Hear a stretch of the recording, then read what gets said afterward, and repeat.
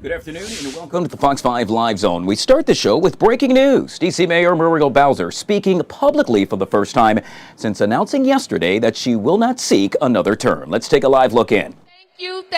Thank you for placing your trust in me and giving me and my family this extraordinary opportunity. And I want to say something about you. I want to say how proud I am of you, that DC seniors are rocking, that we live in a community that takes care of our seniors, invest in good quality programming, nutrition, facilities, and this belief that you should be able to age in place in Washington, D.C., and not just get older, but to thrive. So let me thank my entire team. Sharon Hines is here from the Department of Aging and Community Living. I want to thank Dominique Scott and Serve DC for helping to bring us all together today.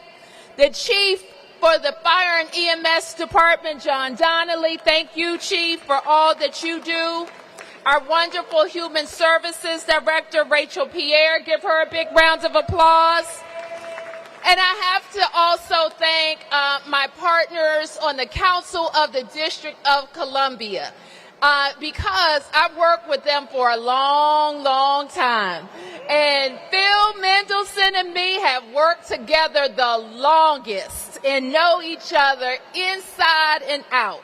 And despite sometimes disagreeing, we share our faith and hopes for the District of Columbia.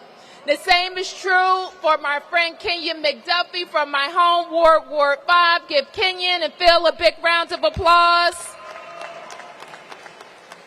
Kenyon, of course, is a son of the city and focused on how we create economic opportunities. I want to thank my friend from Ward 3, Matt Fruman. Give Matt a big round of applause, who came on the council and hit the ground running. And also my friend from Ward 6, and I missed the Brickies this year, but I'll try to get there next year, Charles Allen from Ward 6.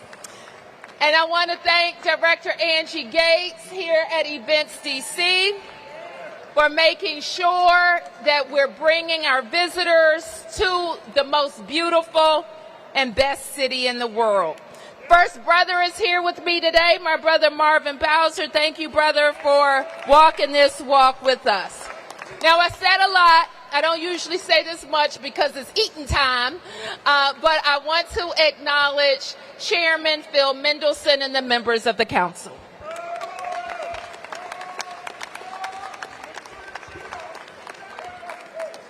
Thank you, Mayor Bowser.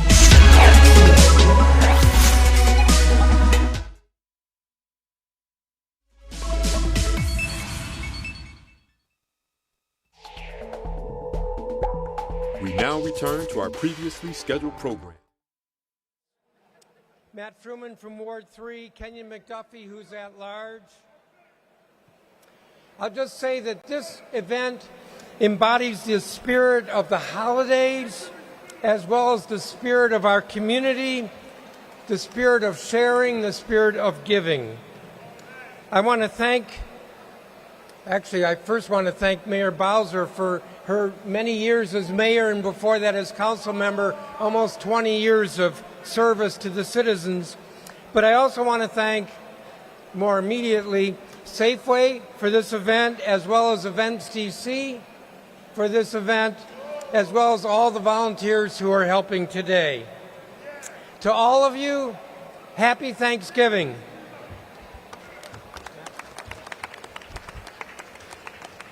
Thank you all. I'm Matt Fruman. I'm the Ward 3 council member, and I want to thank everybody for coming out today.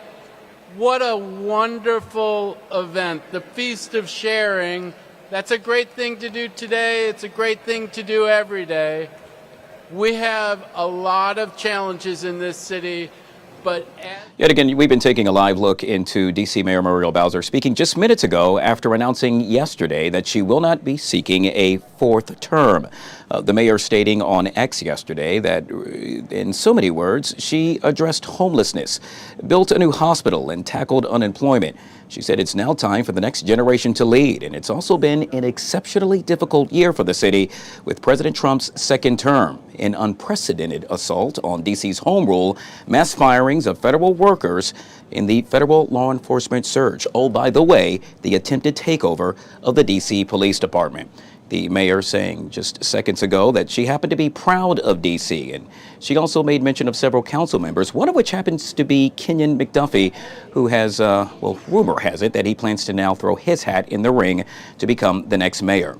We can tell you that adjacent to the room that you're looking at right now at the Feast of Sharing, there happens to be a press room where we are expecting D.C. Mayor Muriel Bowser now to make her way to that room where once again she will address questions by the media. We're going to take that live in just a minute when that happens. In the meantime, let's talk about the other big story of the hour, and it happens to surround President Donald Trump. We now know that a Georgia prosecutor originally, well, let's just say, dropped the historic racketeering case against President Trump. It has now become official. Others that have actually sought to bring the president to what they say justice, well, that's now going to the wayside. Joining us to discuss this and so much more is Mr. Armin Kurdigan, U.S. Navy captain retired and political strategist back here on the Live Zone. Armin, always good to see you, sir. Happy Wednesday and welcome to the show. Happy Wednesday, Guy. I got a turkey to brine. Let's get to it. All right, let's get to it. In this case, we're going to talk about the big story of the hour outside of what's happening here in the nation's capital with D.C. Mayor Muriel Bowser. The Georgia prosecutor officially dropping the historic racketeering case against President Trump and others for attempting to overturn the 2020 presidential election. Your take on that, sir? This is absolutely the right thing to do. This was a malicious prosecution from the get-go. You saw all of these things just start all of a sudden coming to the head. If this was really a problem, it would have been brought to court a long time ago. But no, they decided to manufacture some charges against the president to try to undermine his election. And as we saw, even all these things that they threw at him didn't actually stick. And frankly, it's opened the door to continued abuse of the justice system. As we're going to be seeing, I think, unfortunately, going forward, a lot of these political prosecutions that folks know that are brought by elected district attorneys that simply don't have anywhere to go, but they put a fly in the ointment, they stir up the pot, and they create questions that don't need to be there. This was wrong. I'm glad this is finally dropped and ended. Yeah, Armin, it's no secret. A number of folks have called the president the Teflon Don, and it appears legal case after legal case, he seems to reign victorious. It's something that's going to be remembered throughout history and really written in the history books. Yes, definitely. And, you can go back to when, say, maybe the impeachment of Bill Clinton for his indiscretions or perhaps other political prosecutions that we've seen. It's just going to start happening more and more. And when you have district attorneys which are elected by the people, which I think is still the right thing that needs to be done, but when you have those on one side of the aisle and they try to put their thumbs on the scale of politics and influencing what's happening in the executive and legislative branches from the local all the way to the executive level, you see a lot of people actually start to lose. The American people lose when this kind of thing happens. So hopefully this will stop. All right, let's move on to the other story. In this case, Secretary of Defense Pete Hegseth. Well, he's been really critical of the 6 Democratic lawmakers who released a video late last week urging military service members to disobey illegal orders, categorizing their messages as despicable and false. The criticism is really focused on Senator Mark Kelly, the member of the group who had the longest tenure in the military and who achieved the highest rank of captain in the Navy. Now, behind closed doors, Hegseth is now weighing his options to punish Kelly for yet again participating in the video. What's your response to this, sir? Well, as a fellow Navy captain, Senator Kelly's actions are absolutely way out of line. This is very egregious, and in some ways it is seditious, because this is what's going to happen. You're going to see a lot of young men and women, sailors, airmen, soldiers, Marines, Coast Guardsmen, who are going to maybe start thinking, oh, maybe the orders that I'm being given aren't legal. We've seen what's been happening in our education system.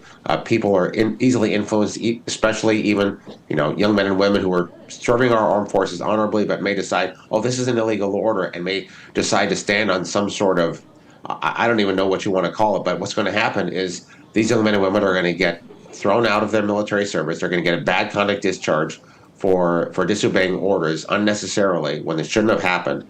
This is the impact that they're having by driving to drive a wedge between their president and the armed forces, which is an absolutely sacrosanct chain of command. It is beyond gross irresponsibility, and frankly, I think there needs to be some kind of impact or some kind of consequences for this. Yeah, it's going to be really interesting to see how all of this unfolds right before our very eyes. We also know that the Justice Department now said in a new court filing yesterday that Homeland Security Secretary Kristi Noem made the decision to continue with deportation flights carrying migrants to a mega prison in El Salvador, despite a federal judge's order to turn the planes around. The judge who issued the ruling may now haul officials into his courtroom to provide testimony under oath. It looks like, the judge is shaking the bad finger at the Trump administration surrounding this. Armin? Let them do it. Immigration policy is an executive function. There are laws on the books that require folks who are not in this country legally to be removed. And frankly, these judges that are coming in the way of this prosecution, let's see what's actually happened here. All of these policies, all of these efforts that are supposedly, ostensibly on the side of these folks who are inside this country, and let's not jump too far ahead, because I would love to see real reform in immigration policy and more people come to this country legally. But the fact that the number of folks who are crossing our border illegally has stopped to a trickle means that no one is dying at the border anymore. No one is dying on the journey. No one is dying in the Darien Gap. No one is dying or being trafficked or spending billions of dollars to these traffickers to bring them into the United States. So these policies are saving lives. And no matter what the Democrats want to say about what's happening and this quote unquote terrible treatment of illegal migrants, it's saving lives. And the judges are getting in the way. Wow. Okay. Well, yet again, we expect the judge to perhaps haul in some of the Trump administration officials into the courtroom sometime in the near future. Meanwhile, health experts are now warning that the administration's new America First global health strategy could really damage public health systems already reeling from billions of dollars in foreign aid cuts following the destruction of the U.S. Agency for International Development. The stated goal is to have recipient countries further develop their own healthcare systems and the U.S. decrease its assistance spending. Your thoughts on this, Armin? I think this is an excellent idea. You saw USAID kind of go off the rails in spending their money in a lot of ways which did not actually help global health or global aid or emergency assistance, and frankly, they only have themselves to blame. We don't have the resources or the capacity to just provide aid and support to countries that refuse to update and modernize their own healthcare systems.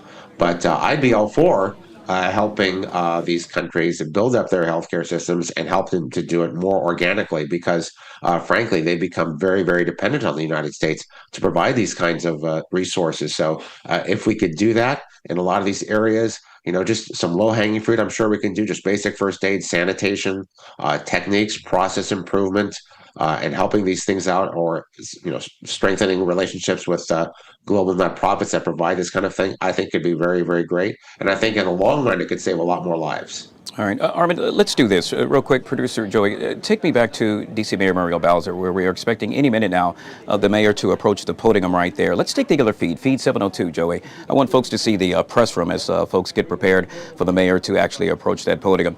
Armin, earlier we found out yesterday that the mayor not seeking a fourth term. President Trump speaking on just that last night before making his way to Florida. The president, in so many words, saying that he had a good relationship with the mayor. Somewhat surprising, being that, well, we know he's all things MAGA and she's a Democrat. Well, considering the fact that she actually welcomed this improvement to federal law enforcement, obviously the proposed takeover of the D.C. Police Department didn't go over very well. But when we started cooperating with D.C. Police, with National Guard and other resources to reduce crime in that city, as we know, it's very notorious. There are a lot of dangerous parts of that city. Possibly, it's impossible to quantify something that hasn't happened. How many murders weren't committed? How many robberies weren't committed? How many criminals are now in jail that weren't necessarily released or back onto the streets? So there is room for congratulations to the mayor for bringing a little bit more order to the city, the capital of the most powerful nation on earth. And frankly, the president is very transactional. And when he sees, he doesn't care if it's a Republican or Democrat. When they do the right thing, he gives the appreciation, the applause for it. And frankly, she does deserve some credit for what she did. Yeah. Armin, we can also tell you that a ruling involving a judge surrounding President Trump's district takeover, stating that it happened to be illegal. The Trump administration now barking back, stating that decision would end the National Guard deployment in the district. That order, if you will, now on hold until December 11th. So in essence, the back and forth still continues, does it not? It looks like it really does, and I'm not the legal expert that could opine on the specifics of that order. But we see what the impact actually was with the National Guard actually coming in there, and that has to be taken into account. So perhaps if the impact is strong enough, good enough, and then the next administration there, the next mayor in DC continues this kind of work, this cooperative effort, then perhaps this court order is going to be a moot point. All right. We'll end with this, and that is a White House press secretary. We know her well, Caroline Leavitt. Well, apparently her nephew, well, let's just say now deported by ICE. The nephew's mom, I should say. The woman in question is a Brazilian native and the mother of Leavitt's nephew. She was arrested near Boston on November the 12th. A spokesperson with the Department of Homeland Security says she was in the country illegally after overstaying a tourist visa. It appears, well, this is really hitting home at the White House. It definitely does, but it's a fact. If you overstay your visa or you have some other kind of violation in your country you're not supposed to be, then these are the consequences. So we'll see what actually happens with her. It's tragic when kids and children are caught up in this, and it really shouldn't have happened.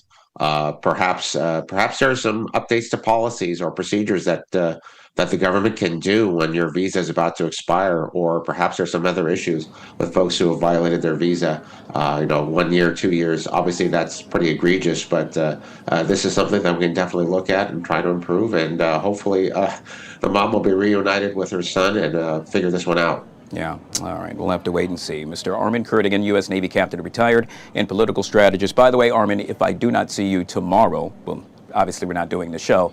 With that being said, I wish you a happy Thanksgiving. Thank you so much for joining us and all you do. Happy Thanksgiving, Guy, and to the Fox 5 family. You bet. All right. Yet again, we are awaiting D.C. Mayor Muriel Bowser to approach the podium to discuss all things with regard to her not seeking a fourth term. That should happen momentarily. Yesterday, she made the announcement saying that, well, it's been quite a ride and that she'll see us on the horizon. Let's take a look. Gets the fair shot they deserve. To keep that promise, we took big swings, keeping DC teams in DC, raising enrollment and graduation rates in our schools, and investing more money in housing than any other city or state, creating 36,000 homes. We delivered on big projects like McMillan and St. Elizabeth's, and invested nearly $1 billion in Ward 8, including the brand new full-service Cedar Hill Regional Medical Center. We drove unemployment to its lowest levels, achieved a AAA bond rating and strong reserves, quadrupled CBE spending, and completed the largest infrastructure project in our city's history with the Frederick Douglass Memorial Bridge. We also brought our city back from the ravages of a global pandemic and summoned our collective strength to stand tall against bullies who threaten our very autonomy while preserving home rule. That is our North Star. Throughout this remarkable journey, I've been honored to serve with countless dedicated city executives and extraordinary frontline workers, the incredible people who keep DC thriving every single day. For their bold vision, big ideas, personal sacrifices, and relentless pursuit of excellence in service to the city, I am deeply grateful. I've also had the immense privilege of working alongside all of you, the residents of DC. Every day I gain strength from witnessing your hard work, your ingenuity, and your pride in this city. You are the heartbeat of this place. Now looking to the future, I know we've laid the groundwork for others to build upon, to reshape and grow DC's economy, establish DC as the 51st state, and protect our investments in affordable housing, transportation, public safety, and public schools, and to build a world-class stadium, housing, recreation, and parks at RFK. It has been the honor of my life to be your mayor. But today, with a grateful heart, I am announcing that I will not seek a fourth term. When you placed your trust in me 10 years ago, you gave me an extraordinary opportunity to have a positive impact on my hometown. Every day since, I've cherished the opportunity and have happily given all my passion and energy to the job that I love. Together, you and I have built a legacy of success of which I'm intensely proud. And for the next 12 months, let's run through the tape and keep winning for DC. Thank you, DC. Yet again, D.C. Mayor Muriel Bowser speaking yesterday on her not seeking a fourth term right here in the nation's capital. You're taking a live look now at the press room, if you will, where the mayor is expected to approach the podium any minute now and address the media publicly for the first time since making that announcement. Just minutes ago, she spoke at the Feast of Sharing, where she stated yet again she happened to be very proud of Washington, D.C. She also, well, in so many words, gave a shout out to Councilmember Kenyon McDuffie, who, well, word is perhaps he will now throw his hat in the ring to become the next mayor. When this press conference gets underway, we'll take you there live right here on the Live Zone. Well, the race to regulate artificial intelligence has just accelerated into the fast lane. Earlier this week, the federal government moved to nudge aside state rulemaking by pushing for one nationwide standard and even floated cutting funding for states that insist on doing their own thing. Joining us now to discuss this and so much more is Mr. Sam Rouse. He is a writing fellow at Young Voices, a political analyst, and a public relations professional. Sam, always good to see you, my friend. Welcome to the show. Good morning, and thank you for having me on today, Guy. But of course, Sam, correct me if I'm wrong, but a unified federal AI framework really protects U.S. innovation and competitiveness, does it not? Yeah, absolutely. What we're seeing right now is thousands of state-level AI bills being proposed in pretty much every single state. And this is creating a really uncertain regulatory environment for not just the big tech companies that have plenty of lawyers and government affairs teams to handle the situation, but many of the startups, many of the projects being worked on by college students in their parents' garage, like Steve Jobs and Bill Gates once did. And they're trying to create AI companies, they're trying to get into this tech market, but there's a lot of concerns around paperwork that they have to do, legal liability concerns being created in just every kind of domain in every single state in the country. And a federal framework allows us to protect those businesses, not by letting them off the hook for specific misuse. I think there's a lot of specific concerns within AI that will be addressed, but rather by clearing the field on what these different disclosure requirements are going to be, and really ending the overregulation on a state-by-state basis of the internet. Sam, can you really discuss how 50 conflicting state rule books would really derail AI deployment and consumer access? Yeah, absolutely. I think most of us are pretty much in agreement that what we do on the internet is not decided by state borders. It's not an Alabama-specific website compared to Washington, D.C. We use the same platforms, the same networks across the states, but with these AI-level bills, how these companies are regulated in a specific state can be super varied, and there would be so many different requirements for them in order to operate things that really come down to paperwork that takes a lot of lawyers to hire and a lot of liability, putting them on the hook for specific misuses by individuals at the end of the day. And that's something that maybe the big tech companies can do. They can hire big teams to manage all those courtroom fights, but it's not something a startup that's just looking for seed funding can handle. Sam, ultimately, what does this power shift mean for America's standing against global tech rivals? Is really putting us in an uncertain place if we don't get a national framework in. What we're seeing is the Chinese are quickly advancing in our AI chip war, and Europe is really standing by and not doing anything because they have this overregulation problem. They have mixed match laws across the countries. They have a really heavy-handed EU, and in order for the U.S. to win, what we need is one clear framework on a national level, and one that's really light touch, that's focused on just the misuse and focused on consumer welfare harms, not all these kind of disclosure mandates that we've seen pushed by progressive policies over the years in the energy sector, pushed in a number of other fields that really hamstring competition and keep us from having an open marketplace. Sam, correct me if I'm wrong, but so many have said that the federal preemption strengthens, not weakens, local governance and safety. Is that the case? Yeah, I don't think anybody's saying that the states are no longer going to play any role in AI. What they're saying is the states aren't going to be determining some of these bigger regulatory rules, and rather they can be focused on prosecuting specific harms and focusing on the things that really Love you, affect Sam, their but we're going to state. have to leave it right there. We truly appreciate you yet again. Sam Rouse with Young Voices joining us right here on the Live Zone. We're going to take you now yet again back to, well, the Feast of Sharing, where D.C. Mayor Muriel Bowser addressing the media for the first time since announcing she will not seek another term. Washington, D.C. I'm happy to answer a few questions. Emphasis on a few. Yes.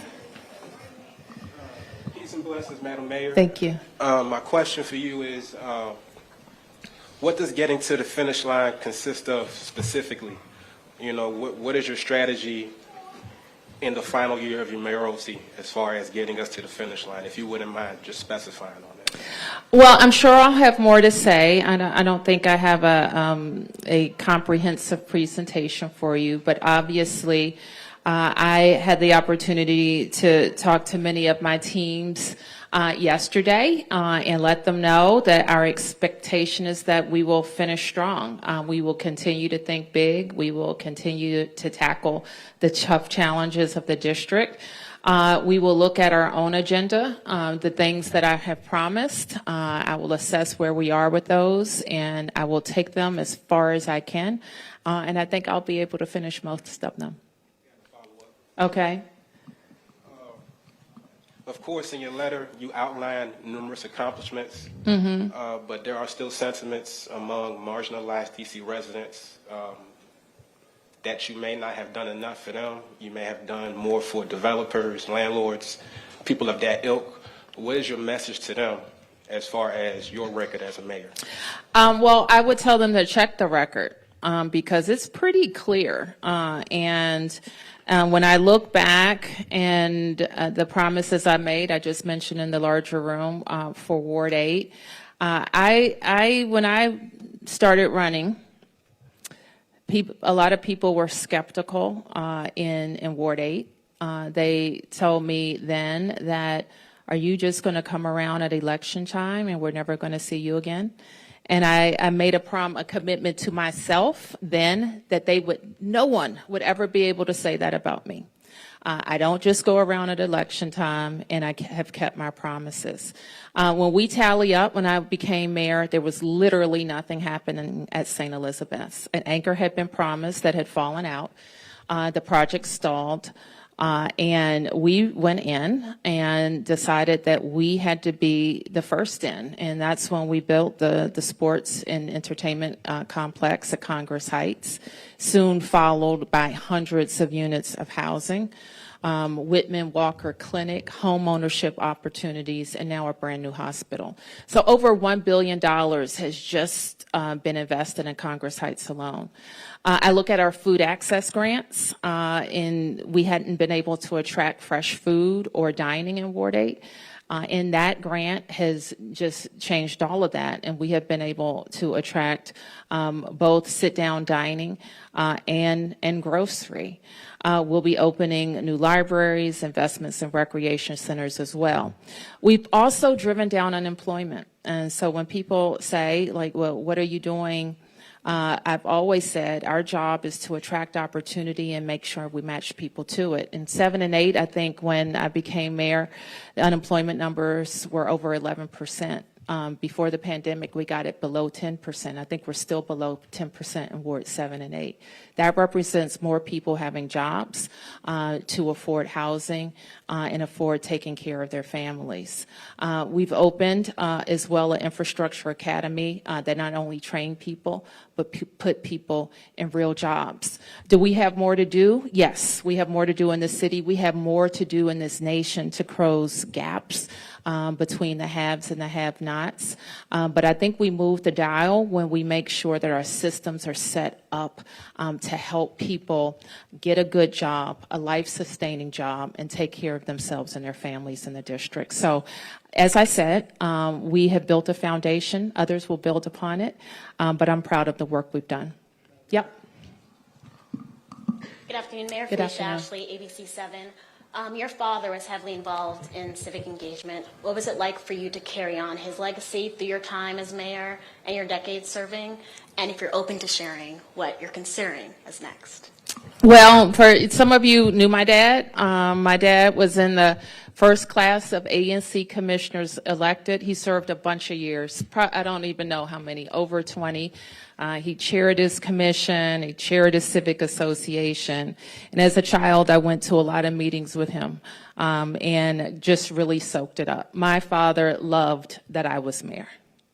He did. He loved it. He loved it more than anything. Facts. He loved it. And I just think that he would be very proud. He was proud. And a friend told me, somebody who worked for me on my first campaign and was out knocking on doors one day, and I was joining later, so he had been out before me. And he said, who is your dad? I said, what do you mean? He said, I've been knocking on doors and people know your dad. And I said, yeah. So I told him my dad was, and he said, he left a good name for you out here. So that's what I live up to. Yeah. CNN. Would you be able to tell us to what extent President Trump's law enforcement surge over this past summer might have impacted your decision not to run again? It didn't. Is there anything about that situation, looking back, that you feel you could have handled differently? Well, what I know is we faced unprecedented action by a president. We laid out a way to get out of it, and we got out of it. Yep. Thank you, Mayor. Gary Grumbach with NBC News. You've mentioned that you've never lost an election. Do you have any interest in running for elected office again, or does your time in elected office end when this job ends? I think 20 years is a long time to get elected. I've won a bunch of elections. So not only, probably people can say they've never lost an election, but I've run a bunch of them. So I had 2 campaigns as an ANC commissioner, unchallenged. What do you call it when nobody runs against you? Unopposed. Those were good campaigns. And I consider all of my elections since then to be tough ones. And I have had the strategy that I learned from my mentor, Adrian Fenty, to knock on every door, start early, and ask people, and share your vision with people. And so, what was the end of that question? We won't see you on any elected office ever again? I have the best job in Washington. I'm the mayor of my hometown, so I'll leave it at that. Now, if we become a state, maybe I'll come back and run for governor. When we become a state. Yes. Mayor Bowser. Janae Delaxios. So you made this announcement that a lot of people were waiting. Do you feel at peace? How do you feel today? I feel fantastic. Listen, it's hard to walk away from it, and I think I mentioned this, from a job that you love. People have afforded me 12 years, and that's been good for us, but I think it's been good for the city to have some continuity and leadership across really complicated issues. Where's Rachel? Rachel Pierre is here. Her predecessor served for 10 years at DHS. I think that's unprecedented in DC government. And Rachel was there for a good part of that time, if not the whole time. And so now that continuity of a leadership is going to allow us to continue to push down rates of family homelessness and continue programs that we started and finished. The benefit of a long tenure is that there are things that you can start and finish. And I think we have been able to do that in a lot of cases. A lot of people will remember you for your sports accomplishments. Yeah. Is there anything, is that your legacy, or are there other things you would also put as high as RFK Stadium and the downtown sports? It's hard for me to rank things, and I think people's memories can be short, so they'll pick a few things, but I think I'll be remembered for a lot of aspects of my kind of mayoral personality. And, I know that includes being a sports mayor. I hope people will remember us for our housing efforts, because I really do think they're unprecedented, building or helping to produce 36,000 units in less than 5 years. I think people regard me as a mayor concerned about fiscal responsibility and being a good steward of the government's money. I think people will regard me as a mayor who can get deals done on both sides of the aisle, and I think all of those things are true. I think that being a sports mayor in the sports capital, we didn't start off that way, and by 2030, we'll have every professional team, including our women's teams, in the boundaries of the District of Columbia. So I think that cements us as the sports capital. Yep. Okay, here, I think we're coming here. Okay. Thank you. Alex Coma, WAMU. You won't be on the ballot next year, but for the people that are, they're wondering whether ranked choice voting will be in effect. I know Councilmember Felder has introduced a bill that would order a needs assessment, maybe delay this out from the primary. Do you think that's a good idea? Would you support a ranked choice voting delay? I don't know that I have a say in a ranked choice voting delay. It was an initiative that I did not support, and I think the Board of Elections is independent from my office, and they have, I have to tell you, I didn't get a chance to hear the testimony, so I'll have to get caught up on where the board stands. And if the council, I would talk to council members to see where they are with that. I think it's a big thing to deliver by June, especially given the state of play. And it's a lot for, I think voters are going to have an open mayoral seat. I don't think there's been one since since Mayor Williams, and you have a lot of movement on the council. So I just think that the most important thing is that we have a glitch-free election, that people have an opportunity to get to know candidates, because there could be a lot of them in a short period of time. Yes. Hi, Kate. Well, given the unique structure of the district and this current administration, what would be your advice to your successor on threading that needle of advocating for the people of D.C. and dealing with what you have to deal with both in the White House and on Capitol Hill? I don't think they're mutually exclusive. I think with every relationship, and I think we've had the opportunity to deal with every iteration. A Democrat in the White House, a Republican in the White House, a Democratic speaker, Republican speaker, Democrat Senate majority. So we've dealt with every iteration. And I have to tell you, I don't think our approach has been different. We tell them who we are, we keep coming, we tell them how they can help, and we tell them how they can stay out of the way. They don't always listen, but that's always our approach. And my advice is just that the mayor of the district is always going to have a unique relationship with the president and the Congress until we become a state. Yes. Rafael with WSA9. Mayor, no comprehensive plan, and we love your slideshows, usually but with some priorities that you might have in the next 12 months, and then also, have you heard from anybody on Capitol Hill or from the White House after your announcement yesterday? Not directly, but Representative Comer, Chairman Comer, sent a lovely statement I thought was very gracious. I watched a video of the president's remarks, and I think that's what I've heard so far. I talked to Senator Also Brooks. And then, I know you said no comprehensive plan with priorities that you have in the next 12 months. Well, I think I outlined them broadly. I'll talk more specifically about it at another time. Yep. One second. Marielle Carbone with DC News Now. I know that you've said that home rule, statehood, achieving statehood is the North Star. You've been in this fight for a while now, and obviously that hasn't been achieved. Do you see a time and place where DC ever actually becomes a state? I do.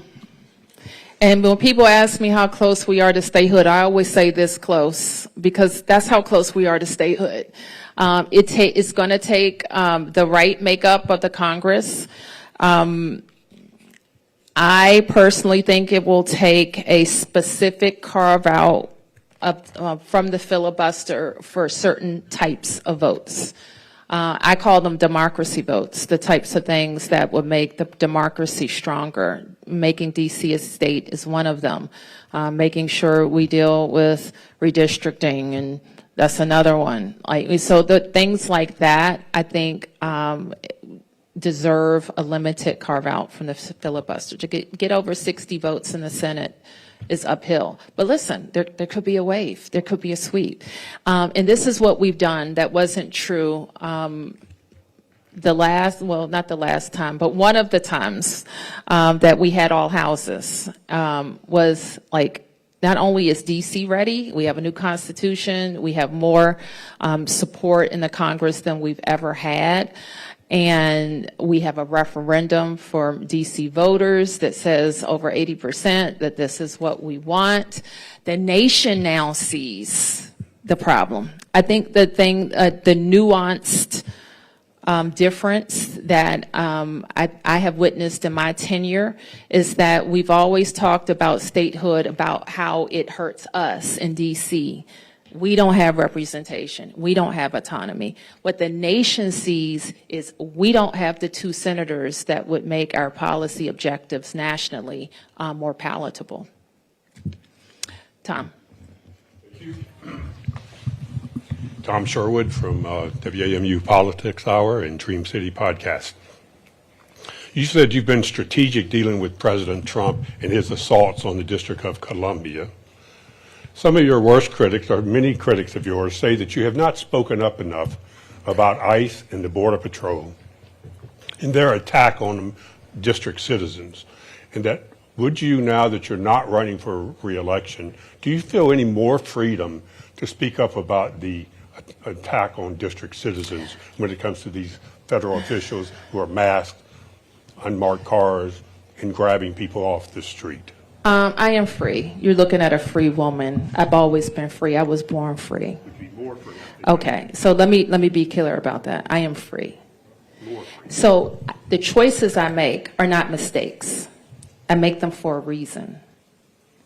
And the choices I have made, I stand behind. What I really wish I had been very clear about, because I know people don't always read the details, is making very clear that our use of federal agents is not new. You know that. We have federal agents in the district all the time.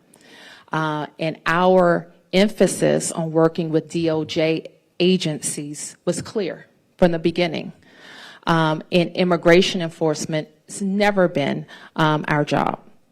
And so making clear that we don't do immigration enforcement and making that more clear in our mayor's order maybe would have helped a perception of federal agents working in DC as federal agents always have.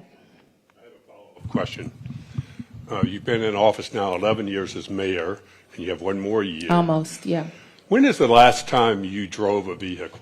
I drive all the time. Don't tell my officers. You have, well, that might be the news. You own a car? Of course. I own the same car. So I have a 2010 that I bought in 2009, and I plan to have it another 10 years. Can we see you driving? No. Yes, no, but I have a car. I can drive. Yes. Mayor Bowser, thank you for doing this. Nicole Scango at CBS News. You still have over a year to go, but what do you plan to do when you leave office in January 2027? And what are you most looking forward to doing when you're out of office? And will you endorse a candidate to succeed you? I will explore many wonderful opportunities, I'm sure. That's the answer to your first question. What was the second question? Will you endorse a candidate to succeed you? And what candidate do you think Washington, D.C. needs either to build on your legacy or to go in a new direction moving forward? This is what I know, that D.C. residents are going to decide, and they may or may not care what I say.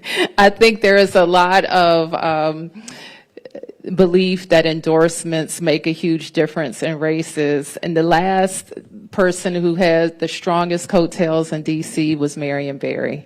And so that's not to say, and I said to the Post earlier, I'm a taxpayer. I'm a lifelong Washingtonian. I have a kid in school, and I vote. So I am going to be watching, and I do have a unique perspective. I've had this job 12 years. I was on the council for 8 years. And I firmly believe that the next mayor has to convince DC voters that they will protect home rule. I firmly believe that our trajectory with our schools has to be maintained, and mayoral control and council accountability has brought us a long way. And I know we have to grow our economy. We can't be a city that people will leave, and we have to continue to attract good-paying jobs to attract the jobs we could lose. All right, I'm going to take a couple more here and then here. Hi, Mayor Bowser. Bob Barnard with Fox 5. You've got a year to go, but is there anything, any case that will stay with you, that will nag with you, that you were not able to?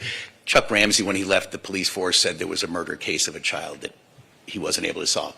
Anything as you leave that you're going to wish had been resolved under your watch? Well, I have 13 months to resolve it, so I won't say.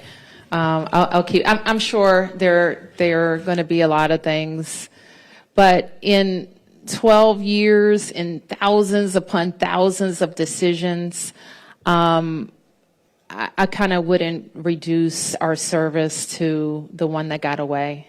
I'd rather focus on all the ones that landed just right. Yes. Mayor, Rebecca with 7 News. Are you doing any succession planning during your last year to help whoever steps in next? We will have a strong transition. I pride myself in like being the best, so we want to have the best transition. That's what we want to do. And, some of that, I don't know how exactly it will roll out, but I expect to deliver great plans, qualified staff that could stay or go, depending on who the mayor is. But this is, you didn't ask me this specifically, but I will say, and sometimes when people ask me what's my advice for the next mayor, not just here, but any mayor, and this is one thing I learned in my transition. I had, at the time, Democratic nominees usually went on to become the mayor, and that's been the case. I had a competitive general election back in 2014. If some of you don't remember, David Catania ran against me. And I couldn't go from the primary to planning the government. I had to go from the primary to making sure I beat David Catania, who was a formidable opponent. And so by the time the general election came in November, I think I had 54 days after I won to set up the government. And it became really clear to me that everybody didn't have to go. And I knew the directors because I was on the council for 8 years. I had a sense of who who I didn't think was in kind of my mold of doing the work. And I just decided, and I had this conversation with Mayor Gray, that I would do everything possible to be fair to the outgoing cabinet members. If I knew like I was going in a different direction, I'd be upfront and direct. But some people I wanted to look at a little bit longer. And I think they wanted to look at me a little bit longer. So some people stayed on a little bit longer before they went on to their next things. But I also had the time, and I believe this very firmly, I only hire people when I have the right person. I don't try to speed it up. I don't try to let you all pressure me into naming somebody. When I'm not ready to name somebody, I hire somebody when I have the right person. So that would be my biggest advice. We have very talented people who love government, know the city, and deliver for this city. And my message to them was just do your job. Don't do politics. Don't, that's my job. You do your job. And if you want to stay on, I think you'll have a shot. And if you want to move on, you're going to have great opportunities. There's a question of whether Delegate Eleanor Holmes Norton will run for re-election. Either way, is that a seat you're interested in? It is not. Let me be clear. I will not be running for that seat. And why is that? I don't want to. Do you want to elaborate on why? Or I don't want to be in the Congress. Okay. Did you get a question? Okay, your question. Beatrice Peterson, ABC News. Thank you, Beatrice. Thank you. You are the longest-serving black mayor in a major city, and you decided to say that you wanted to pass the baton. Can you tell us a little bit about that decision? Was it a singular moment? Was it cumulative? And Thanksgiving is tomorrow. What are you thankful for? Honestly, I'm kind of shocked that people thought I was going to run for a fourth term. When I ran, I think it was Tom Sherwood. When I ran for a third term, you know what everybody said then? Tom, yeah. What did you say? My part of the speech? Yes. That third terms don't turn out though. Third terms are hard. So everybody said third terms are hard. And my answer was always, well, first terms are hard, second terms are hard, all terms are hard. But it is, in some ways, a fourth term is kind of gratuitous to me. That we set out a big agenda, we delivered on it, and the ability to keep winning, it gets harder and harder. That doesn't mean that I didn't weigh it seriously, because I love my job, I love this city, I know I can do the job, but I also know voters start taking a hard look and saying, we like you, we love you, but who's next? So I do politics, I'm a politician, so I always worry about that, and I'm proud of what we've done, and it's time. I'm thankful for my health and for my family and for a great, great team of people that have supported me all along this journey, inside the government and outside the government. I saw some folks out there from Riggs Park. I told you about my unopposed elections, but it was the people of Riggs Park who trusted me and believed in me first. When they allowed me to be ANC commissioner, and then the people of Ward 4, and then the people across all 8 wards. I'm grateful. Martin, I think you're going, and Jenny, then we're going to wrap up.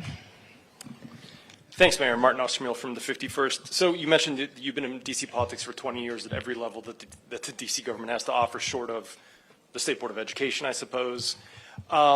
Is there anything in those 20 years, for better or for worse, that has changed in D.C. politics? Like the good things, the bad things, anything notable to you that has changed about how D.C. politics works, how it's run, how people kind of participate or everything has changed. Details, please. A lot has changed. Let me put it that way.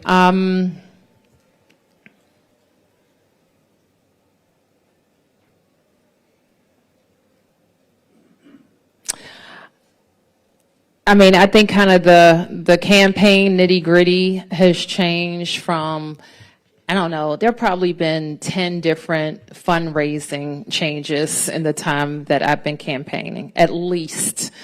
There's public elections, public financed elections, which I think you're seeing a lot of people get in races. I think, there should be some analysis about that. It's good when everybody runs. It's not good when people take public money and drop out or don't get enough petitions or collude with each other. So I think some of that we need to take a look at. I think that the party structure is a little bit different than it was when I started running. And I think if ranked choice voting emerges, it'll be a huge difference in how voices, I think, are counted in the city. I think some voices will be diluted. Thank you, Mayor. Jenny Gathert from the Washington Post. Just two quick questions. RFK is obviously a legacy achievement for you, but it won't be implemented by the time you're out of office. It'll still be sort of the nitty-gritty details of getting that actually done will be passed off to the next administration too. What would you feel good about in terms of like what you would leave the next administration? What's the goal there in terms of like what needs to get done, you think, in your mind before you leave office there? And then second, on a lighter note, what's something that you don't have time to do right now or can't do right now is when you're mayor that you're looking forward to doing when you're not anymore? I think that we will have a schedule in place that makes RFK unassailable. That's my plan. And I think we're on that path. I think the team has been working diligently. Even before there was a final vote, they felt strongly that they had to risk, put some of their investment at risk to even get started with the planning. And that has proven to be a good decision. So I think that, we obviously have the inside government nitty-gritty to work on with them. They're good partners, and we're at the table with them. And I like the structure that I've set up just to focus on those day one delivery. So I feel pretty good about that. What do I don't really know what I'm missing, actually, because over the years my life is all mixed up, like around what I do. I know one thing that I see a lot of people doing that I don't do. Like they go to these boozy brunches on Sunday for like 4 hours. I don't think I've ever done that. I want to do that. I want to go to a boozy brunch. Thank you, everybody. There you have it. D.C. Mayor Muriel Bowser addressing the media for the first time since announcing yesterday that she will not seek a fourth term. The mayor stating that she expects that she will finish strong and finish her agenda.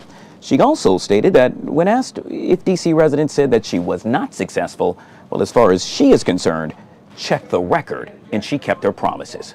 Joining us now to discuss this and so much more is Mr. Bob Barnard. He was inside the press room when all of this unfolded. Bob, thank you so much for being patient. By the way, I love your question that you posed to the mayor, stating that any case that will stick with you, that will actually perhaps bothered you during your term, to which she said, well, let's just focus on all the ones that landed. Your response to what she had to say?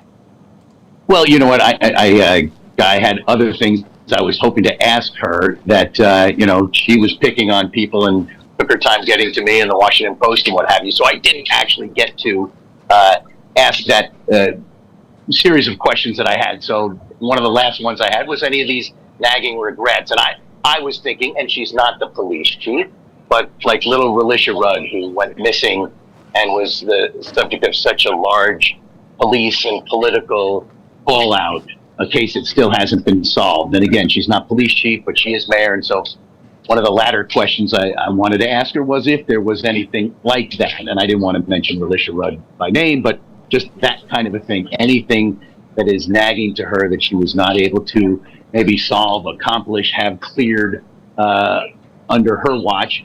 And as you heard, she might think of it later and say, ooh, I could have answered this. But at the time, it was, at least it seems to me, something that was kind of a minor thing. She seems to have a pretty good peace of mind in terms of all the things she has tried to accomplish as an ANC commissioner in Riggs Park, the Ward 4 council member for 2 terms, and what will be 3 terms as mayor. She's pretty satisfied with all that she's wanted to do and all that she's accomplished. Yeah. She also touted her success at St. Elizabeth's, building the sports and entertainment complex. Over $1 billion, Bob, $1 billion invested in Congress Heights.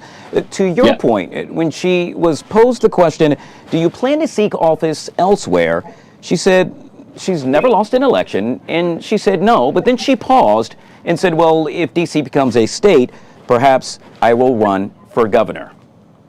And she's still fairly young, guys, so that could happen if, and that's a big if, that were to happen 5, 10, 15, 20 years from now, maybe she would. But the sense you get is that She lost her father, who was an inspiration and a role model for her, and she's got a growing daughter. And it's tough when you've got a full-time job being there for your kids anyway. But when you have a job that's 24 hours a day, 7 days a week, 365 days a year, you get the sense that with her daughter Miranda, she doesn't want to miss out on those times where her daughter will need her more than the city will need her. So, unless it's governor of the 51st state, and there she is. I mean, back in the day, she's again been mayor since 2015, and so I get the sense that clearly she does not want to be the DC delegate to challenge or succeed Eleanor Holmes Norton.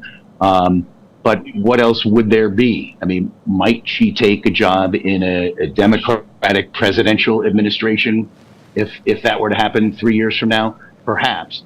But she really just hasn't kind of tipped her hand as to what she's going to do from January 2027 forward, at least not yet. Yeah, well, we know for sure what she did talk about is by 2030, every sports team will be inside D.C. lines.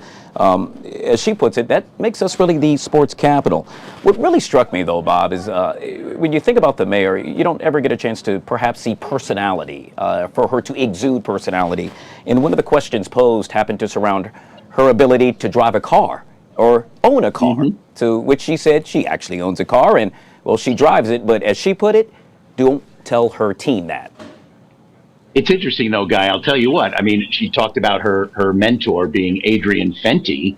I don't know if people will remember, but Adrian Fenty drove his own smart car and parked it in the mayor's slot at the Wilson building. So her mentor owned a car, drove it to work, drove it to events. We weren't sure whether it was because he didn't want the MPD security presence around him for everything he wanted to do. But it was news here that the mayor does on occasion drive, and in the future would like to have a boozy brunch every now and then. So yeah, it's interesting. I've covered her I don't think she's doing it tomorrow, but often on a Thanksgiving morning, she'll do the turkey run around the DC and wear sweats and mingle with the community. And usually Memorial Day weekend, she'll jump in the pool, one of the city rec center pools, and show her personal self. But there did seem to be a lightness about her in discussing, what she'd still like to accomplish over the next year and a month or so, and what she may do in the future, more so than you would normally see. And I think the burden, the responsibility of the job, which again is hers for some time still, many, many months, when something like that is going to be lifted, you kind of get that aura that there's a weight off my shoulders. Yeah. And again, that weight's not off it yet, but she did seem to share more about who she is as a person, and the thoughts and feelings she has as a human, not as a mayor, more so today than I've seen. Yeah, I would have to agree with you, Bob. And yet again, she will soon embark on a boozy brunch. The question is, will it consist of mimosas? I guess we'll have to wait and see. Bob Barnard, yet again, joining us right here on the Fox 5 Live Zone. I truly appreciate your time, Bob. Great coverage as always. You bet, Guy. Thanks. Right. Well, as America nears its 250th birthday, Navy veteran and civic reform advocate Michael Biedenbaugh, well, he warns that the nation is at risk of losing what he calls 250 years of investment in liberty. Through his Project 2026 initiative, Michael urges citizens to rise above partisanship and reclaim the principles that built this country before it's too late. He's also the author of the book entitled Reviving Our Republic, 95 Theses for the Future of America. He now joins us on the Fox 5 Live Zone. Michael, I truly appreciate you being patient, sir, and welcome to the show. Thank you, guys. A pleasure to be here. And so, Michael, elaborate for us. Obviously, you have seen a number of things, but in this case, specifically surrounding your book, you offer a number of key objectives, one of which happens to be term limits. Do tell. Well, so I've been working on this book for about 10 years, and I just see the fact that we need to rekindle the genius of our system, and I feel the past century we have eroded away from that. And so this book is about reminding people that our system can work and we need to rebuild on that foundation. And so I was inspired by Martin Luther, who nailed his 95 Theses on the door in Wittenberg. against a corrupted 16th century Catholic Church. And I thought, well, I'm going to sit here from South Carolina and put up these theses that I believe will help right the ship of state so we have true liberty in a federal republic as we should be. Yeah. One of the other things that you happen to touch on surrounds all things with regard to clarified personhood. I'm curious. Yeah, so, I'm a constitutional conservative, and I see the Supreme Court's Citizens United decision as a reflection of the fact that we have allowed personhood to corporations to taint personhood in elections. And we need to separate that. And I think that's one of the most important things we need to do. Of all of my 95 theses that's in the book, I think that's one of the top 5 that has to be done because it would clear out everything. We need to divide the fact that natural persons are different than artificial personas. And so we need to clarify that in the Constitution. And I think that's what the Supreme Court communicated to us. Here's how the law reads now. If you want it different, this is what needs to be fixed. And I'm confident that would do that. Yeah, and get big money, corporate money out of our elections. And I would assume that will probably happen sometime in the near future. I can also tell you that as a man of the media, I'm so interested and curious about your thoughts surrounding the concentrated power in media and perhaps breaking it up. Well, so in 1996, we had the Communications Act in 1996, and the Telecommunications Act of 1996 really messed up the ability of multiple voices all across the country, and we have monopolized our media in a way that we just don't have as many voices and too much control through corporations. And we need to break that up as it was before. I think that's really important so we can make sure neighbors and communities can communicate and have their own voices and multiple voices. We are a federal system, and we need to have that reflected in our media as well throughout communities all over the country. Yeah, and we'll end with this. Perhaps what also needs to be reflected is restoring fiscal discipline. Absolutely. I mean, we have the same debt that we have now, similar to what we had when we came out of World War II, and that is just not sustainable. We have to develop a plan to try to bring that down. And take more responsibility for what we invest in the country and the tax system. We have to refine that. We cannot be sustainable with that. So out of all the theses, I'm confident the problems we're having now in the bipolar way our society is working, our political society, can be repaired. And I see this book as a recipe book for those solutions. Folks that would like to find out more information or get their hands on the book, Michael, how would one go about to do so? Well, I have a website, revivingourrepublic.com, that goes to all my places where I discuss these and all the points, as well as it's on Amazon. And in fact, last week I was in the top 20 for political and civic history. So I'm really excited about how people are seeing this as an opportunity to see what we can do to make the system work better.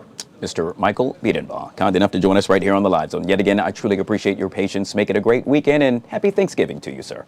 Happy Thanksgiving to you, Guy. Thank you very much. You bet. All right, folks, we'll take a quick break. Hey, on the flip side of that break, let's have a little fun, shall we? You see him right there. Actor, comedian Bill Bellamy joins us. Brand new movie out entitled Worst Christmas Ever. He's up next, right here on the Live Zone.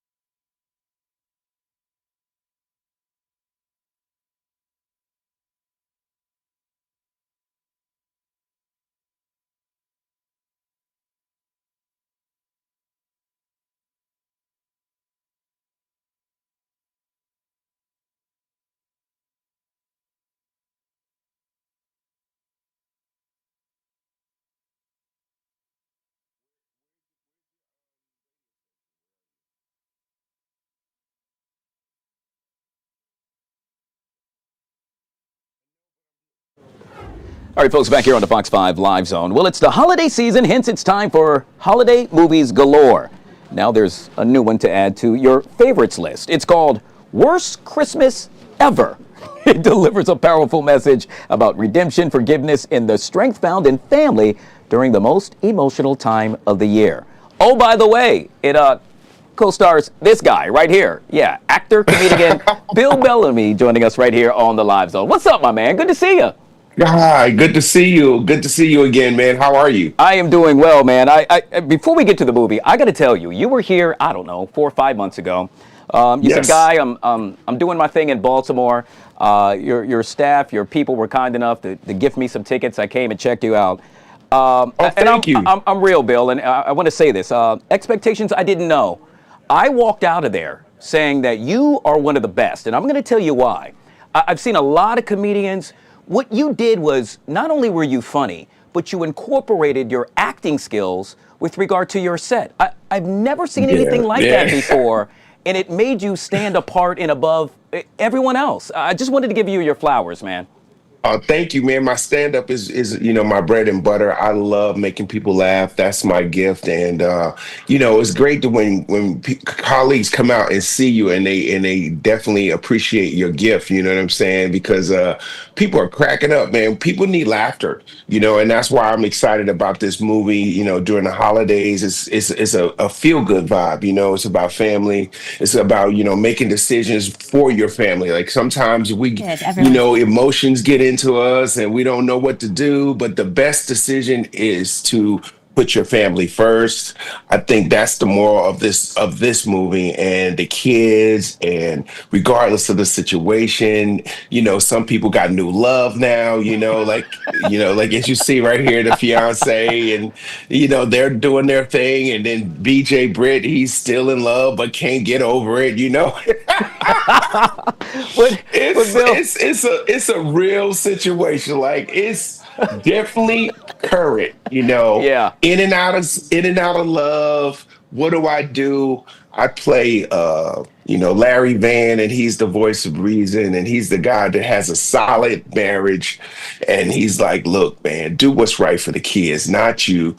Do what's right for the family, and it all works out. Like, it comes around full circle with a lot of laughter, and I get to be really funny.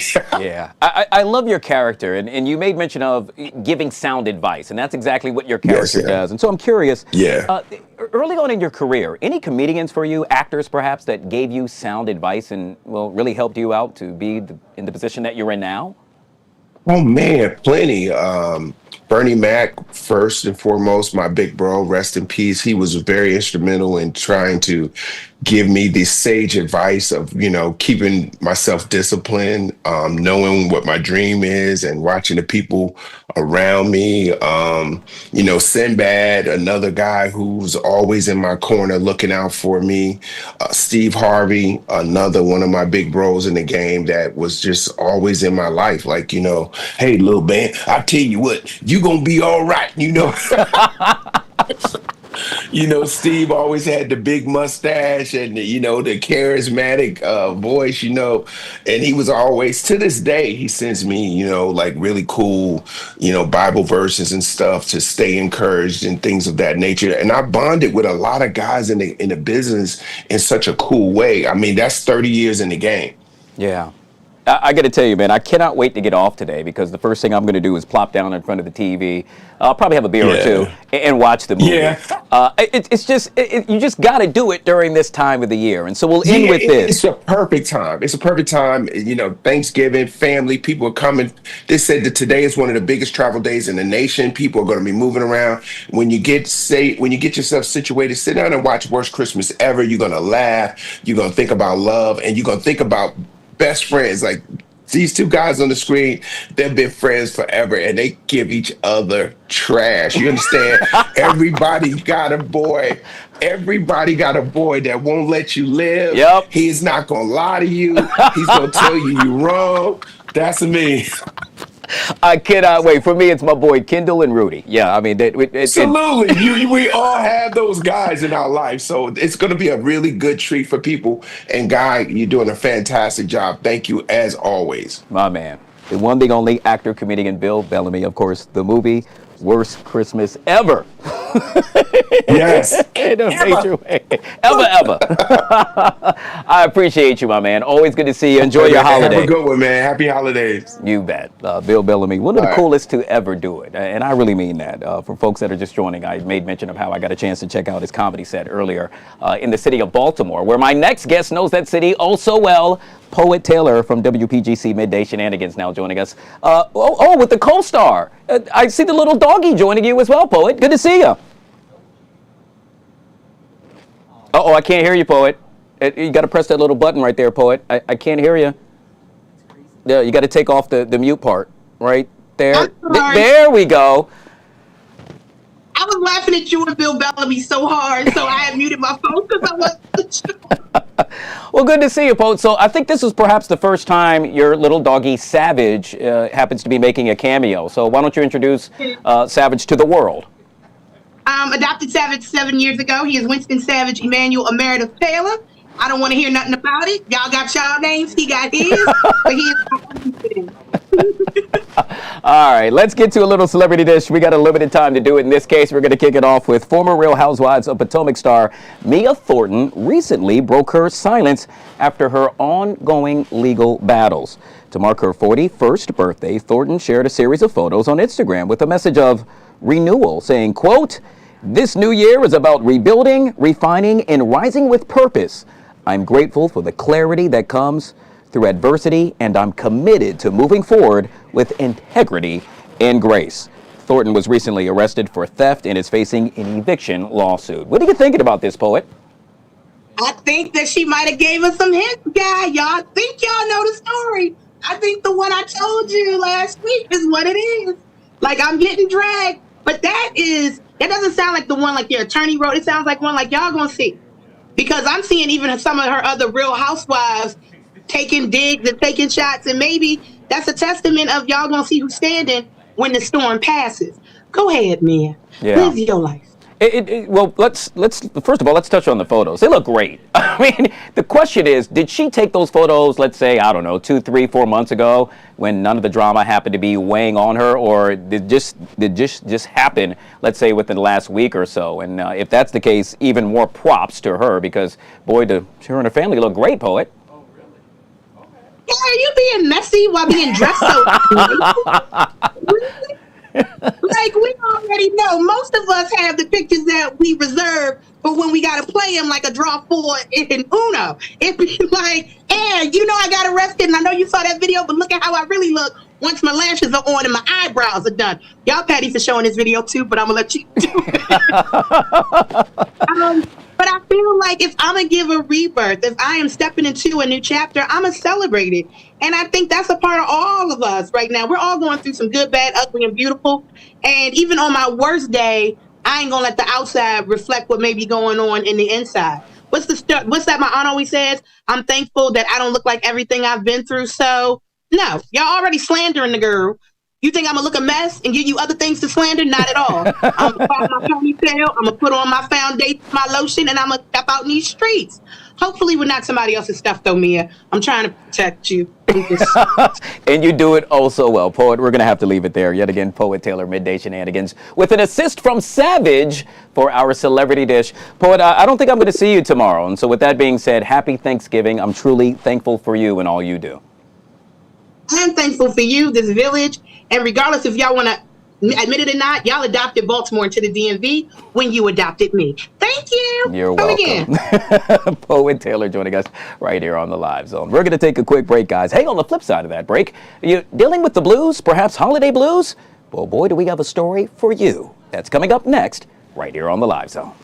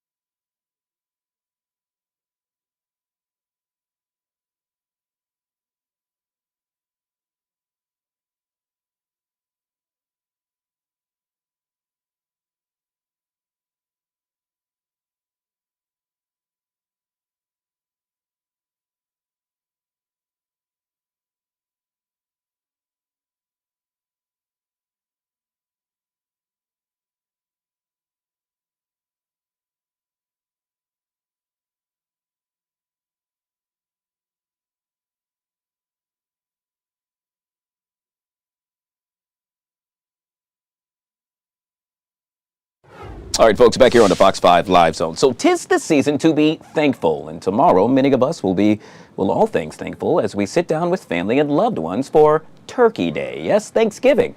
However, there are some that will not have that opportunity, and perhaps they are now suffering from what we've dubbed the holiday blues. So what to do?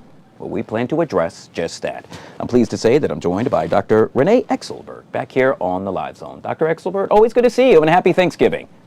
Happy Thanksgiving, Guy.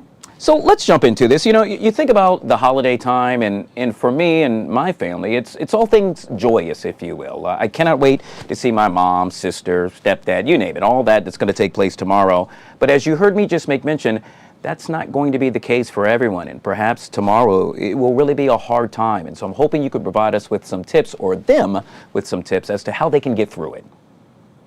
Yeah, I think that we've all been exposed to those idyllic images of the holidays on television and on Instagram highlight reels of people getting together and the perfect holiday, the perfect family. But for many people, they're experiencing the death of a loved one for the first time, the first holiday.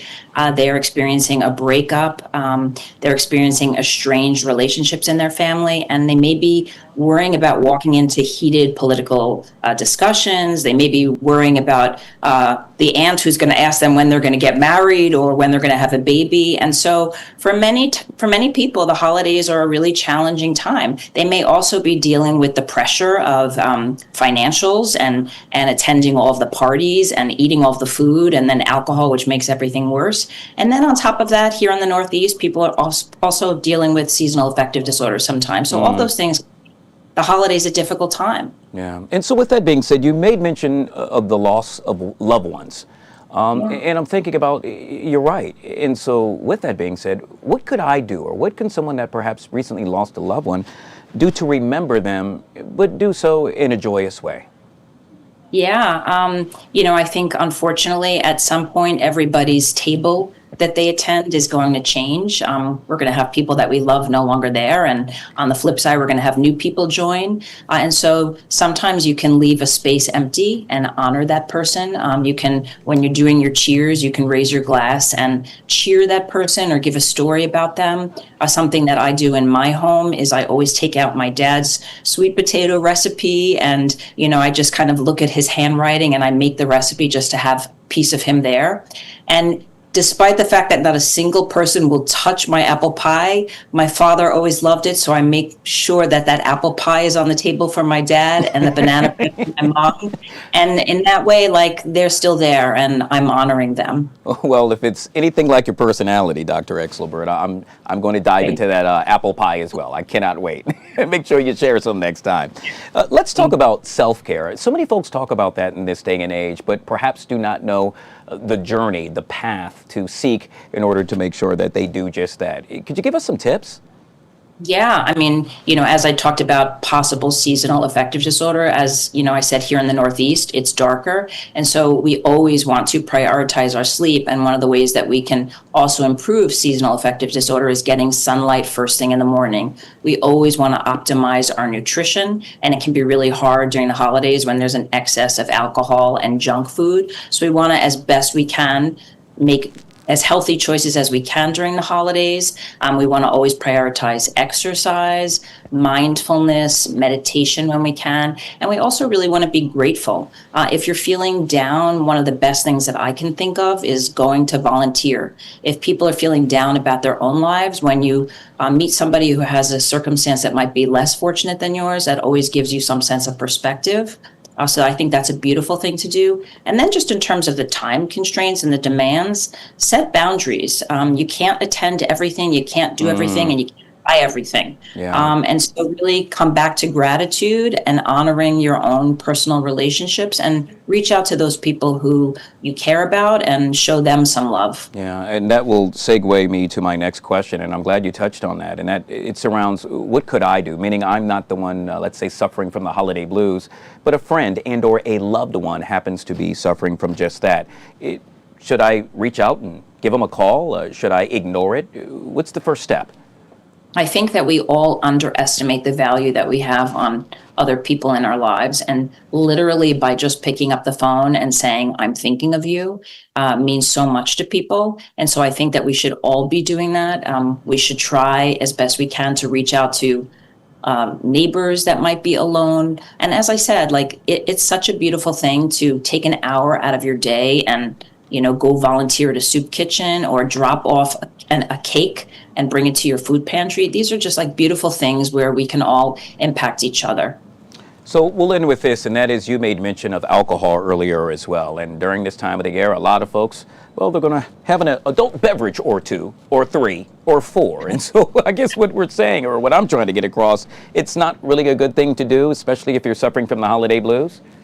Well, alcohol is a depressant, and so, it's not the best thing to do. But of course, people want to indulge. I'd never say, don't do it, period. It's okay. It's a holiday, but you obviously want to be mindful of that, because if you are already struggling with some sort of depression or anxiety, that's going to exacerbate it. So just make responsible choices. And obviously, of course, be aware that people are driving, and you have to be really careful, knowing that when people are celebrating, you have to be extra careful on the roads. And so with that being said, folks that want to find out more information, perhaps a website one could look or seek out in order to get just that. Just like a help number? That is correct. You're saying? Oh, I mean, there are lots of, any resource you can look up mental health services in your area. There are plenty of mental health facilities that you can reach into. American Psychological Association, there are a lot of resources, but mostly community resources that you can literally just look up mental health resources in my area. Absolutely love it. Yet again, we've been speaking with Dr. Renee Exelbert, kind enough to join us right here on the Live Zone. Make it a great Thanksgiving holiday, Dr. Exelbert. Take care. Thank you, Guy. You bet. All right, folks, we'll take a quick break. Hey, you know what I'm thankful for? The Washington Wizards. Apparently, they got a victory in the NBA Cup. Dr. Portia Grant joins us next to chit-chat about that and so much more right here on the Live Zone.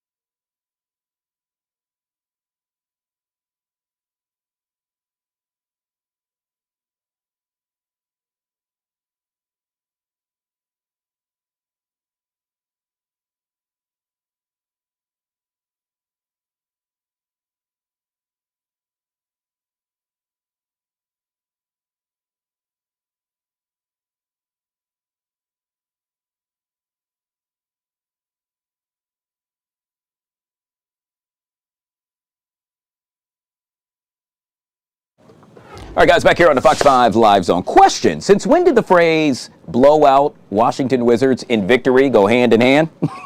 Usually, it's the Wizards who are blown out. Not the case last night.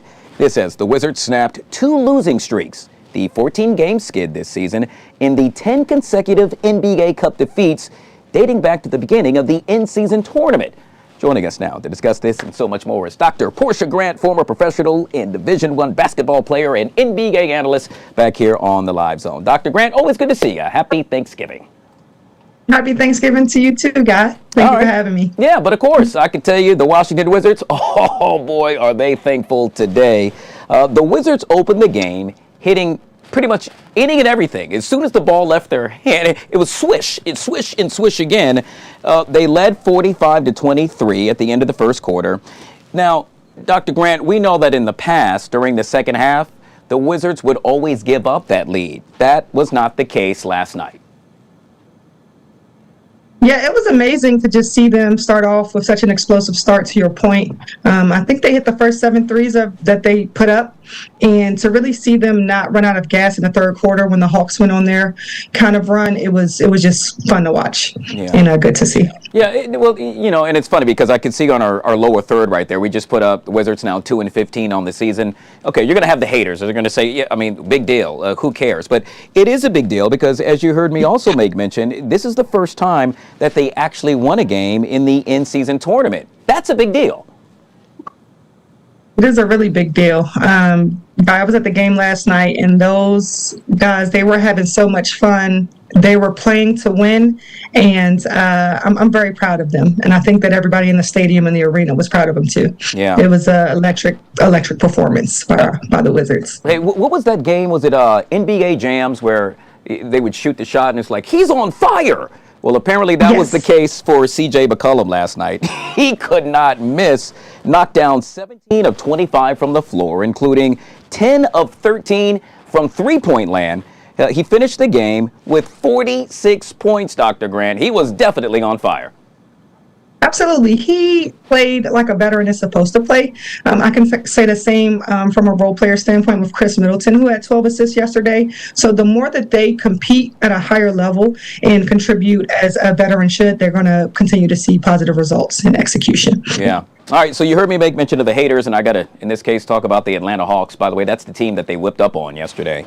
We could tell you that the broadcast team, they were somewhat perplexed that the coach of the Washington Wizards left the starters in the game until the final 3 minutes. And a lot of folks on our side, well, that support the Washington Wizards, say, hey, he wanted to make a point. He wanted to make sure that the win was secure. But not only that, he wanted to make sure that they understood what it is to win and what it feels like to be a part of that. Would you agree? I do agree. I agree with the strategy. I'm happy that he didn't choose to sub or rotate his players too much as he has in some of the other games when we've lost the lead. It helps to just breed some consistency on the basketball court and with the team chemistry. So we can let the haters hate, but we still went home or stayed home with the W to bring in the holiday. Yeah. So, Dr. Grant, one thing I'll say is that I'm surprised you don't have any sunglasses on, because let's take a look at the court of what you got a chance to see up close and personal last night, which is right here. Look at that. How cool was it to see the Capitol Arena draped in, what is that, all red? Yes, it is. It's very cool to see the way that they can change the court. It's beautiful to see up close and personal, and I'm just happy I was able to witness it. I'm not sure if we're going to be able to be successful again with the Emirates Cup game. I hope so, but when the things that they do to those courts throughout the whole entire league is just amazing and very creative. Yeah, I'm so sad I missed it. I'm busy, obviously, but hopefully, yet again, I'll have the opportunity. I just want to see the court look like that. I think it's the coolest thing. We'll end with this, and that is, where do the Wizards go from here? Yet again, 2-15 on the season. Yeah, they got a big win, but you got to do more than just one.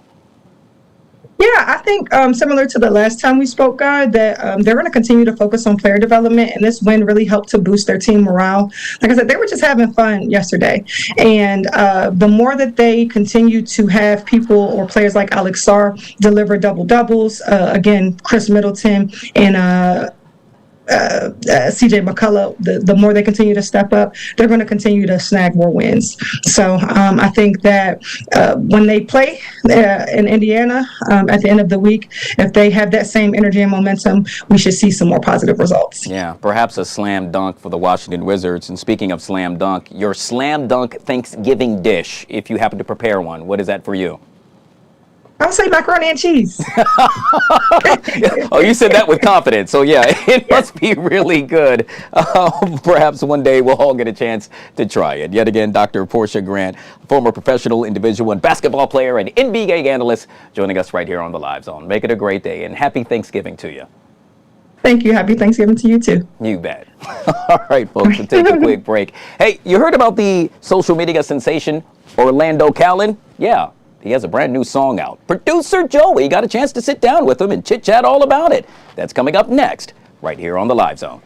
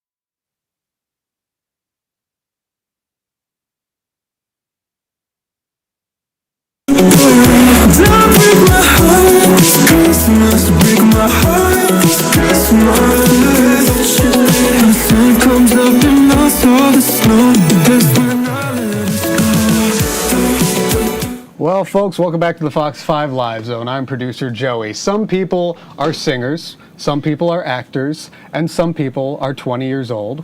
And once in a while, you get to meet someone who's all three. Ladies and gentlemen, for the first time on the Fox 5 Live Zone, welcome Orlando Callan. How you doing, sir? I'm good, man. Thank you for having me. Appreciate it. Yeah, of course. Now, you have this new song coming out. It's a Christmas song. When I think of Christmas songs, there are a couple directions you could go. There's kind of the uplifting Mariah Carey type of thing, but also the sentimental White Christmas, I'll be home for Christmas. What feelings, what experiences that you've had during the holidays did you put into this song? Totally. And that's definitely something to consider when making a Christmas song, like which direction you want to go in. So with Don't Break My Heart This Christmas, I sort of wanted to play into that more emotional and sensual side of Christmas. Because I know when it's Christmas for me, sometimes I'm feeling very romantic, I'm very sometimes moody. So kind of incorporating all of these things into the song. And I really wanted to find that perfect sweet spot of heartbreak and sexy and sensual vibes. And yeah, so this song's ultimately about that ultimate fantasy, spending that special night with the special someone. And this is the way I wanted to express it. Yeah. And you have absolutely blown up over the past 2 years. I looked on your TikTok. The first post from 2023 is you alone in black and white in a dark room on the piano. And now you're absolutely blowing up. You have almost 2 million followers on TikTok. You've charted now. Do you think it's moving fast? Or do you think, all right, I've been ready. I'm going to hit it out of the park. I'm 20 years old, but I'm ready to be a phenom? I appreciate it, man. A lot's happened in the past 2 years. Honestly, it's all thanks to my fans. My fans are the best. So what you said before, I did chart last week for the first time, which was really exciting. And I also won Independent Artist of the Year. And honestly, it's just been such a crazy past 2 years. It's hard to comprehend, but I'm so grateful for everyone supporting me and all the fans. And TikTok's just been an amazing source to, get to meet new people and meet new people all over the world and stuff. So it's been a really great ride. I'm really excited for what's next. I think of like artists and actors nowadays have to deal with social media and have to interact with fans closer than ever. And I'd like your perspective on if that is something helpful that artists have now or kind of another challenge that, I got to maintain my TikTok and my music. What has been your experience? The social media game is hard. It's a lot of work. It looks easy, but a lot of organization and a team goes into all this stuff. So I've done all my content to date with my sister. So it's just me and her that organize all my content and create the content. So it's a very in-house play. But yeah, man, honestly, when we first started TikTok 2 years ago, because prior to that, I had never had any social media. Like 2 years ago was when I first sort of stepped into this. Like growing up, I had no Instagram, no TikTok, no nothing. So it was all very new to me. And I kind of came into the headspace of like not wanting to be like a TikTok artist, but I don't really believe in that anymore. I think TikTok just becomes such a massive part of marketing yourself and building connections around the world with fans and stuff that you can't look at it that way anymore. It's now just a tool to help you get to where you want to go. So you got to appreciate it. I think it's so cool that you collaborate with your sister on this. How far back does that go in your life? 2 years ago. So on the day I decided to like fully go into this and start like using TikTok and stuff, we came up with like calendars of like, you're going to post this on this day and you're going to create this sort of content, and it's a lot of work, but it's really fun to get to do with her because, I trust her like no one else, and she's always got my back and she's always got the best interest in mind for me. So it's awesome to do it with your family as well. That is awesome. Also on your TikTok, you said you want to bring back the 2016 Pop Boy, and I love that because please do that. Who are you emulating there? Do you have any specific inspiration in mind, or just the it guy? I miss the 2010s music. Like it was just like the ultimate time for pop music and for like pop culture as a whole. I think it was just amazing, and I'm just like so excited. Like next year is going to be 2026, the 10-year anniversary of that. So I'm so excited to I really want to bring back that culture aspect into music. I feel like it lacks. Like it was just different back then, and I want to bring back that sort of that culture back into music. Like my idols, Zayn Malik, Justin Bieber, Billie Eilish. I love how they've all sort of created this narrative in their world around their artistry and their music, and that's something that I want to do. I want to bring back, like something that I really appreciate that Billie does and The Weeknd does this as well. They really create full universes and worlds around their music. It's not just the song; it's like this whole experience.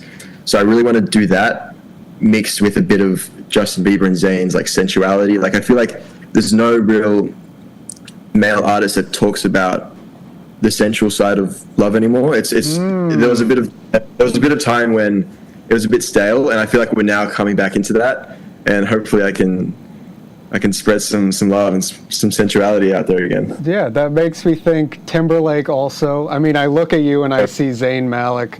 We had these groups and these artists that just had massive teenage girl followings all the way back to the Beatles.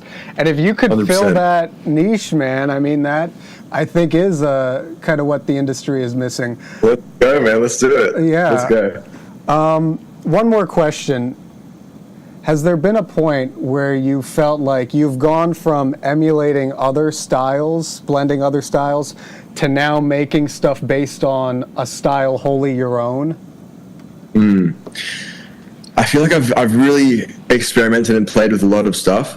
I feel like this year I've really come into my own musically. Like I sort of have an idea of who I am as an artist, where before I was kind of trying everything and seeing what sticks.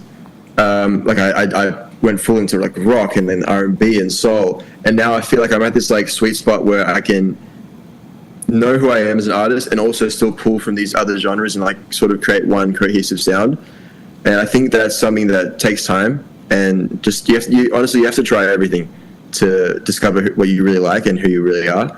So it's been fun getting to have more fun with my music as well. I used to make music from a place of like, oh, it always has to be like this dark, like deep, like insane storyline meaning, which is amazing. I still love doing that, but I'm also like allowing myself to have more fun with making music. Like my latest single, Greece in Paris, was probably the first time that I've actually like had like fun listening to a song that I've made, because it is fun. It's an upbeat, uplifting song. So I'm now sort of allowing myself to make music that makes me happy as well, instead of just makes me get in my feels. That's so what it's been fun to play with that. Yeah, man, I know it could be tough listening to recordings of your voice sometimes, at least for me. But we have been speaking to Orlando Callen, his new song, Don't Break My Heart This Christmas, out now. He's your 2016 IT pop guy. Don't go anywhere. We'll be right back. How cool is that? Yet again, producer Joey, all things with Orlando Callen. Hey, man, you know what the best part about that interview, Joey, is that he's only 20 years old. Was it that we were talking about the 2010s, like we're nostalgic for it? Yeah. Because that's, that man, 2016, I was in middle school. Yeah, well, I won't tell you where I was at 2016. Don't let the young face fool you. Great interview, though, and it's really cool to see someone really embarking on their journey early on. Yeah. He made mention of The Weeknd. He happened to be a huge fan of, and so I just expect big things from him. And what better time to put out a song than during the holidays? Especially a holiday song. Yeah. And I'm just thinking of like he was so like mission focused with what he wanted to bring to pop. I really like that. All right, well, you all can check it out yourself. Once again, the name of the artist, Orlando Callen, with an assist by producer Joey.